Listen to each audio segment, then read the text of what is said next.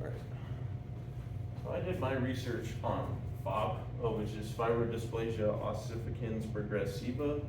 Obviously I'm Nathan. So what is FOP?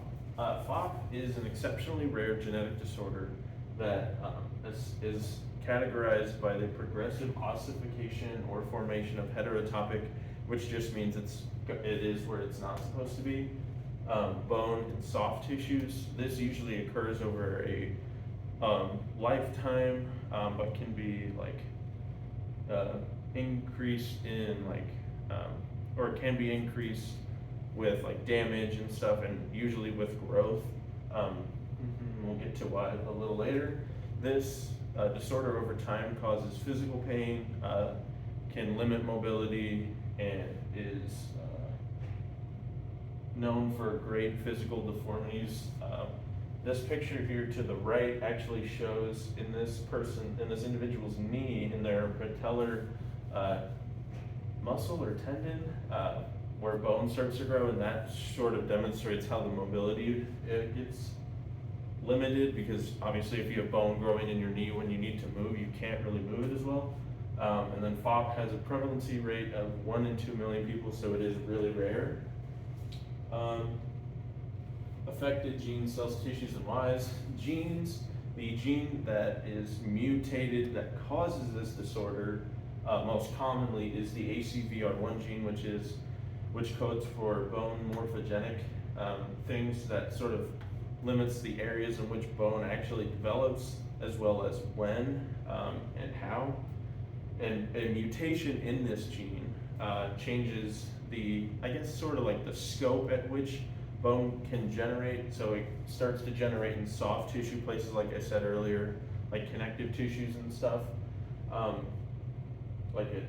Bone morphogenic protein. Most cases of FOP are from spontaneous mutation, and it is only really rare that people carry it on genetically. That's just due to the fact that obviously with bone forming in most of your muscular tendon places, you either don't live long enough to reproduce, or it is extremely painful to do so, because the penis is a muscle. Cells and tissues. The majority of these cells that are affected by FOP are connective tissues, like I said, so your ligaments, your tendons, any cartilage as well.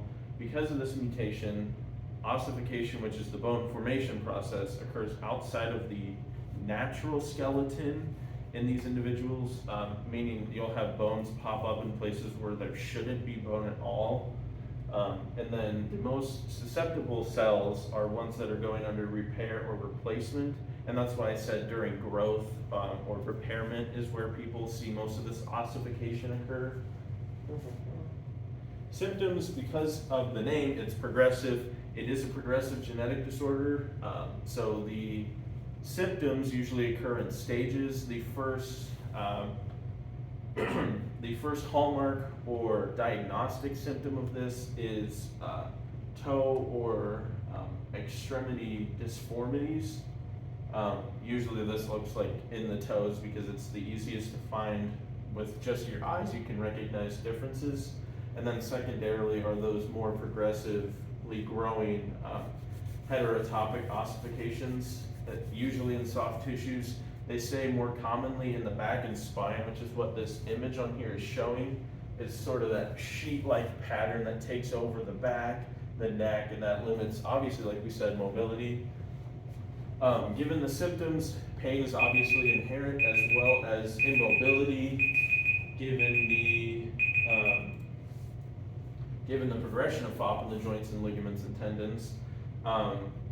Individuals with FOP can live into their 50s or 60s, and there are cases of people that live into their 70s, but it is given certain treatments, because sometimes it's more rapid or more occurrent in other people that have FOP. Treatment options, because it's a genetic disorder and it's very progressive, it is uncurable given its cause. Treatment is usually focused more on preventative or ways to relieve flare-ups, so that the people that have FOP can live a more normal life. This can look anyway in the scopes of steroid-based ailments, surgical options. Some surgical options.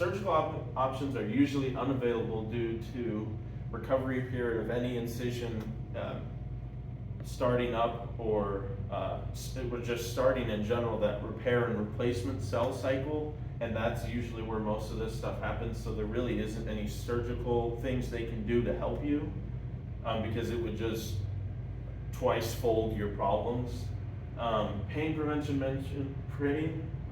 methods are used to decrease your chances of damage to like your head, neck, and back areas, because those are areas that if ossification starts, your mobility is severely limited and you can almost become paralyzed.